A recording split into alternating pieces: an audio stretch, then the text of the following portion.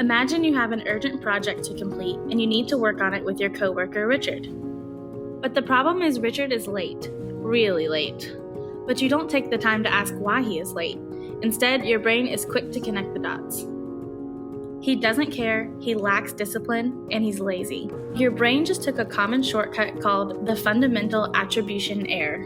When witnessing another person's behavior leading to a negative outcome, we tend to attribute that behavior to their intrinsic nature while underestimating situational factors. In other words, we assume it's because of who they are, not because of what's going on around them. It doesn't matter if Richard has a legitimate reason. He was late. Your brain jumps to conclusions about the type of person Richard is. Because of the fundamental attribution error, you have a negative perception of Richard, and it further affects your judgment of Richard's actions in the future. Every mistake he makes now amplifies that negative perception. You no longer see Richard talking to his coworker and think, "I'm glad he is building rapport." You assume he is just being lazy and trying to get out of work. Richard has important information about Jack Cooper's management at a glance process, but you tune him out because you don't think he is smart enough to teach you anything new. Because of that, you have difficulty completing your next MAG-related assignment. You can't get it done within work hours, and you have to take it home to finish. You fall asleep working and forget to set your alarm. You wake up and realize you were supposed to be at the terminal 10 minutes ago. Now you are late. Apologizing to your boss, you feel guilty.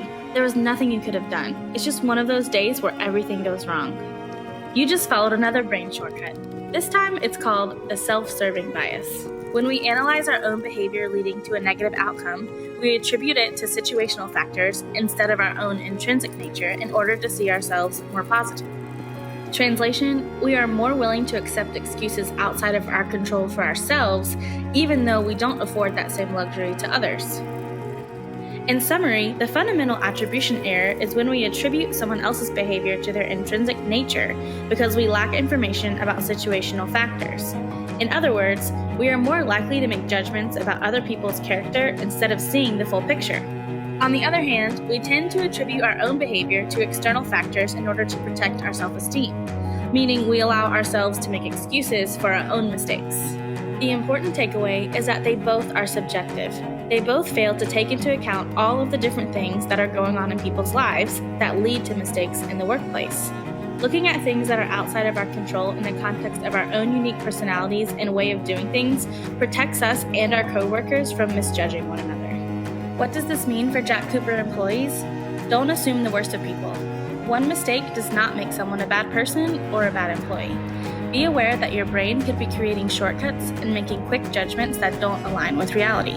Don't make excuses for your own weaknesses. Recognize when there are areas where you struggle and work hard to improve them. We can't make any changes unless we recognize there is a reason to change. Last, be aware of how your brain can alter your perception of people and their actions, including yourself. Again, awareness is step one in making a positive change. At Jack Cooper, we are one team. Let's encourage one another to do our best on a daily basis.